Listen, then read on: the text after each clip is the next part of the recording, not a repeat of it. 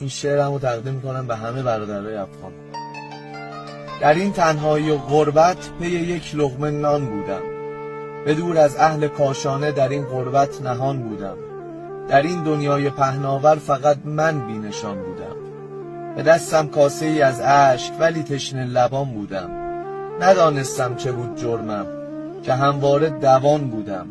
تمام چهره‌ام شد پیر زمانی که جوان بودم، به زیر سرزنش‌های مدام و بی امان بودم. تمام طول روزم را امیدوار اذان بودم، درون هر نمازم هم پر از آه و فغان بودم. درون سینه‌ام دارای قلبی نیمه جان بودم. به راستی جرم من این است که من یک افغان بودم. دارم ز جان ای محمدان، مهر تو پنهان در بغل